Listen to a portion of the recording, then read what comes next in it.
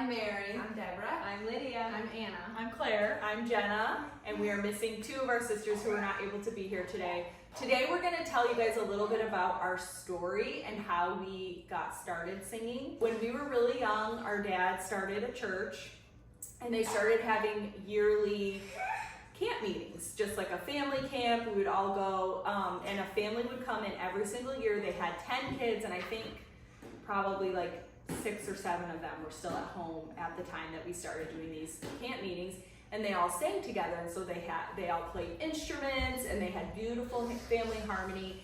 And just as young girls, so Claire, Anna, and I are the 3 oldest, so we would have remembered these earlier days a little bit better than the younger ones. We just wanted to emulate them. We loved how they all played instruments and sang together. So I think that really inspired us in the beginning to start singing together. And then our parents also had the vision for us to do music and to sing specials in church.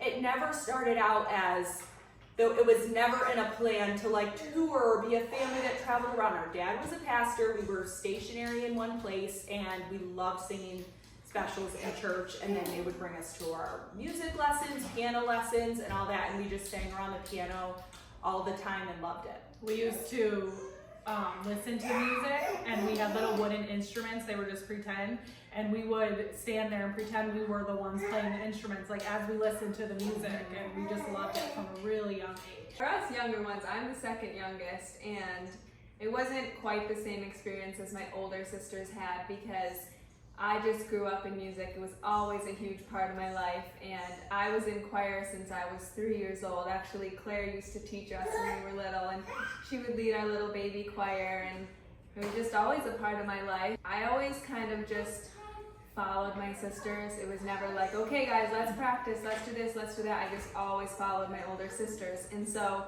growing up, you really have to choose to love it. You have to put your best foot forward and say, okay, I'm in this because I personally want to glorify God in my song, and I want to bless other people in our church with music, and I want to be unified with my sisters and sing. And just changing your attitude towards it was really important for me personally, just to be like, okay, this is an important thing to me too. And it's not just something our family does and us sisters do together, but each one of us personally loves music. So that was something I had to learn. And yeah, just changing my attitude about it and just really falling in love with music as I got older was a huge part of my life, and now I love it just as much as they did. They chose to love it, and now I've chosen to love it. And we listened to a ton of Christian music growing up, and that kind of naturally became something that we thought maybe we could do is record. So we found out about a friend of a friend that had just a little studio in their basement, and we decided to give it a try. So in 2002, we recorded our first music together, and we just would go once a week for a couple hours down in the basement, and we kind of all just sang together. It was us 3 Yeah, it was oldest. just us 3. Lydia was how old? 6 months old, 6 probably. months. So did we have the little kids sing on that one? I think I did one. Yeah, I think Whiter we than did. snow or something. Did you do one in 2004? Yeah, because I think it was just a couple years later, probably. Yeah. So a couple years later, we went right back to the same studio, and some of them were getting a little bit older and starting to sing with us, and it was just a cute little sound. So they did some songs with us, and We would have them sing, they wouldn't sing the whole song. They would just come in and record one line. I think Deborah came in and recorded. Were you the one who sang Victory? Lydia and Colt. Lydia and Mary and Julia. Oh, you and Mary, Mary, you- laughed the whole time. Mary and Julia will laugh at any bad. they But I were- think she's not here because we'd be laughing right now. But we didn't have them sing the whole song. They only came in and sang their section, and then that was And my dad even sang with us a little bit. It was just really fun. It was a really fun experience for us. We loved it. And so we always planned on doing another one at some point, but then we started getting married and, having babies and all that. And then what year was 15 years later. Yeah. So 2017, that was when I was already married. It was right before Mary got married. So yeah. all of us older ones were already married And and had babies. we're kind of all spread all over the country at that point, as we still are. So we decided that we're going to go ahead and record again now as us all almost, being almost adults. So that was kind of how we started recording when we don't always get to sing in church together. So we just kind of came together, practiced for like 2 days, went into the studio and just did it, went for like 3 days and recorded that, and we released that in 2017. So that was in 2017, we made our album, and then we were trying to sell albums and get the word out that we were singing, and we decided to start our social media, so we made an Instagram page, and we're just posting videos of us singing. We did a lot of lives, like Sunday we would get together and we would Sing. we would sing on lives.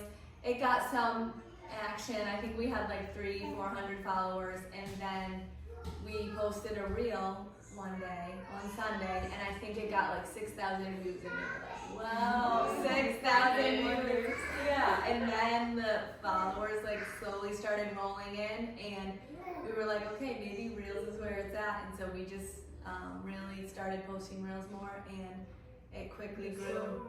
Yeah, and I think this day and age with social media, you just have to adapt to what is getting a lot of views. So we had started with pictures, and then Mary just posted a little clip of us singing a hymn in the front yard, and it got so many views and so many likes for that time, and we were like, oh, so this is the trick. This is how to get followers and how to get more streams on our music. We were just blown away that so many people were interested in music, like, our conservative style of music.